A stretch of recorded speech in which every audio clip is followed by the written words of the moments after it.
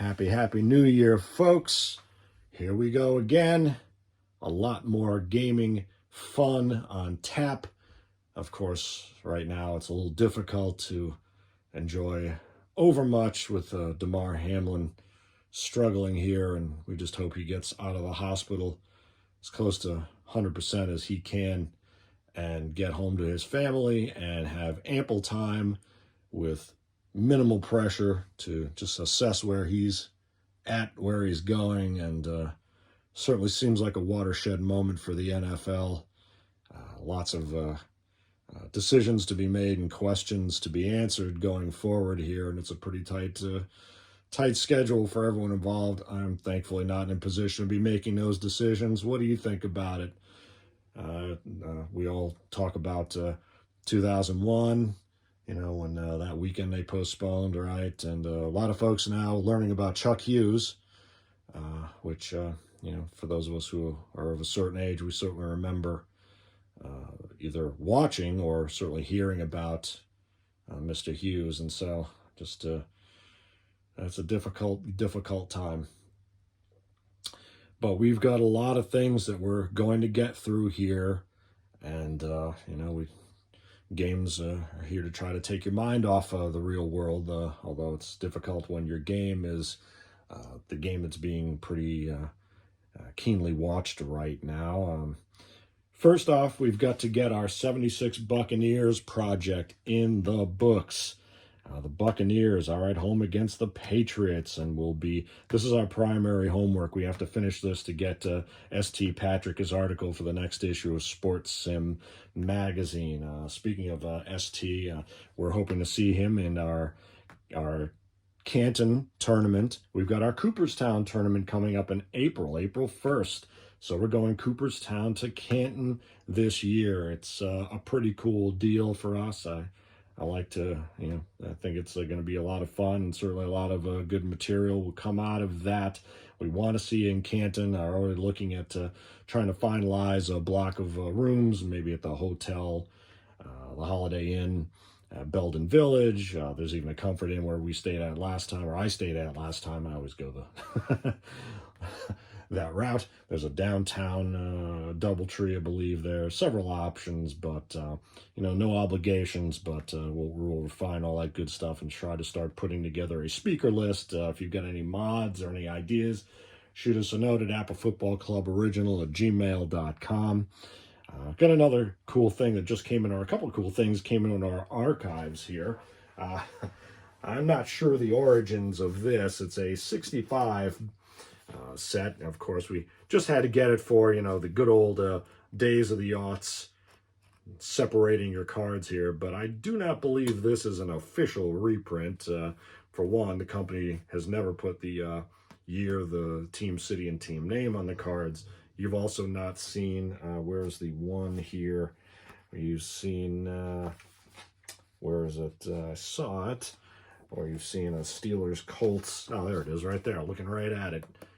I'm not sure. I have a thought or two about how these might have originated. It's only NFL, 65 NFL. We don't have the official NFL and AFL 65 set from APBA yet, but that's on our radar. We're probably looking at grabbing the 83 and 89 sets. Certainly the philosophies have changed a bit, but we'll be ripping these babies open. Speaking to Canton, Bobby Porter had come up with some ideas based on our earlier thoughts about some custom fields, and he sent along a couple samples and gifts. So I'm going to do we've been having some conversations with folks lately offline about, semi-tutorials in Apple football, and just talking about the game, just talking to some really cool folks offline. That's one of the great aspects of this, having a channel, running a channel, and we'll do a video on starting your channel. I'd like to do that's also on tap for the year.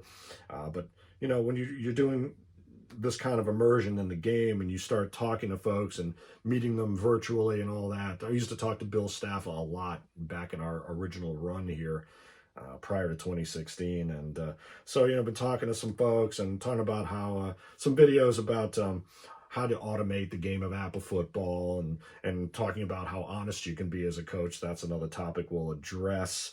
But one of the videos I already had on tap is I want to do kind of a POV. Let's play a few minutes of APBA football. We use the 72 Dolphins and Browns, since we have this lovely Fields by Bobby Porter's Browns field here, and replicate the 72 divisional game that the Dolphins won not only by 6 or 7 points. They, you know, and do check out classic sports gamer John Storer there is doing his 72 replays. He's got a very good pace going there, so I'll put a link to his site there. Since it's the 75th anniversary of the Cardinals' one and only NFL title, it's no better time to pull out the classic big envelope G-tops. We already did a little test with it, kind of a first score wins, and the Cardinals came up with a big win there. We want to do a fuller exploration of that game with the, you know, we don't have the 47 Cardinals. We have the 48 Cardinals who went 11-1, lost to the Eagles in that blizzard game of 48. The Eagles then went 11-1 themselves in 49 and repeated with the title 14-0 win against the Rams for that title. We'll bring out some of the Cardinals All-Stars in this one as well. So I always like to pull out the G-tops and the OFAS on occasion. Speaking of that, we've got the Bears game, the OFAS tag team with the old NFC Central Lions, Packers, Vikings, and Buccaneers. Bears lead 7-0 on a kind of a bad call. I think I made a mistake. It's plenty of material and a lot of editing to come out of that one. We also, speaking, going back to the Dolphins, we have to do the evolution of the perfect 72 team from the original 66 APBA set up to 72, and of course the generally agreed upon as being better 73 team. So we'll kind of look at how the APBA cards show you the evolution of a team. At least that's, you know, one way to look at it, and with all the individual player cards, it's a nice way to kind of see how players and teams shape, build, rebuild, and all that good stuff. We pulled out, based on some of the conversations, as I mentioned, we've been talking to some gamers around the horn here, and we got some of our old big card APBA strat cards here. We got some 78 and 79 Steelers and some 79, 2 and 14 49ers here. So we've got a couple of videos, and we've got some offers. We're sharing tutorials online. I can't recommend that enough. It's super cool. We've also are going to be going through some of the APBA journals to really talk about definitely talking about the concept of the 28-point or greater front seven, how to create matchups there, either 3-4, 4-3. Of course, we've got the Ray Dunlop matchup system. We finally want to give that a go, and we'll show that off a bit. And we've got some other systems, again, tied to talking maybe about automating play calling and playing both teams to win. Another cool thing we've added to our archive, a few things here. We just scored this really cool set. Around the same time, we got this 65, not reprint really, it's seems like a homebrew, but we'll verify. Scored a really cool set of NFC media guides from 1982, and I think I used to have these because when I was around 16 years old, I had, I think, the 81. This is 1980, 81, 82. I wrote to all the newspaper or sports desks, or all the teams rather.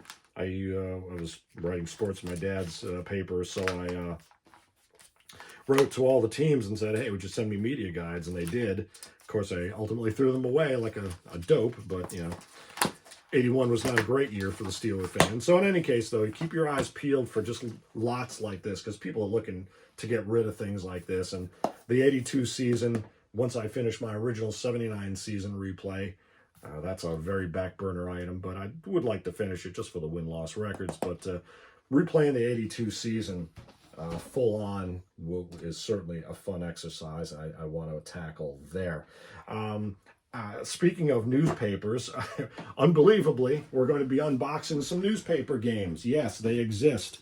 Just Google your job, your career, your vocation, and you're likely to find a game these days that focuses on your job. And I was thinking, hey, wouldn't it be great to create a newspaper game, turn it into an educational tool? Well, bingo, bango, bongo, that's already been done. These games go back away. This game, actually, this is someone who was working at trying to turn it into kind of I think a promotion for his print to digital transition training, things like that. Obviously, the mechanics would be kind of focused on 3 areas. It's your news gathering, your news presentation and distribution, and then maybe some sort of word element. Ages 60 and up, and that's cute. This one was a cool one, actually. In the shrink wrap. Penny press back in the days when you had multiple sizable dailies in metro circulation areas in big cities, and you'd be hiring staffs back and forth with the Hearst and Pulitzer stuff, all that going on. But one of the designers here, I think he worked at a paper in Vermont, small paper, something like that. So yeah, the yellow journalism years, and was it the Denver Post, the bucket of blood, where they had the newsroom was painted red. Had a friend who went out there to the Rocky, was it? Yeah, the Rocky Mountain News. And you had a camera out there. Geez, it's been a little while since I haven't been in an actual newsroom. Well, apart from that month of the Times from 2013, 2005. So anyway, we'll talk about some newspaper games, running around a board, gathering news, building sources, whatever, and then building out your front page. One of these games has I think they give you the playing board is either a tabloid-sized newspaper or a broadsheet, and you fill in the stories. It might be extra. Is that the one where you have to decide? Yeah, there you go. Yeah, you decide what kind of paper you're going to put out there. Perfect. I mean, if you're a design and newspaper geek like me, there's your newspapers, and you're building out. You got to build it out tab or. Berlin. I never worked in a Berliner format, a broadsheet back when it was 78 picas wide, and lived through several web reduction redesigns, but that's a story for another day. Was that a double truck there? You use the both pages together. Yeah, cool stuff. Great, a lot of cool newspaper games and lore out there, so we'll talk about those, give those some gameplay. Might try my hand at that. Going to be talking to some folks who are working on the grail of quick play games, kind of a couple new quick play games on the horizon here. And, in terms of non-sports games, well, this was one it was too good to pass up. Boss Dog. You see, he's got the little gangster cap there. This came out, it's kind of a mob-themed game, I guess, but with dogs. And so the cool thing was they had a Kickstarter where you could get your dog's photo turned into part of the game. And so we got, where is she? Oh, gee. Our girl who loves to walk around with her rawhide stick, even though we've got to keep an eye on her digestive issues, but she's strong as ever. And yeah.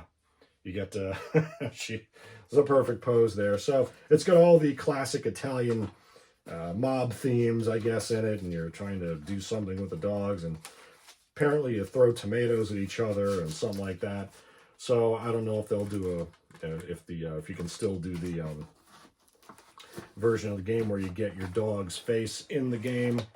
But we'll get the pinstripes and all that good stuff. And then, of course, I don't know if you saw Lower Slower Board Gamer just did his review of Heat, and this has been, they've been talking about this for a while. From the folks who brought you Ticket to Ride, and the folk who brought me Ticket to Ride was Bob Tassinari, who owns the APBA Journal. We played some of that here. It's an instant hit, so we'll be giving this. I mean, this is just meaty, and it's a beautiful game. I would grab one. Days of Wonder.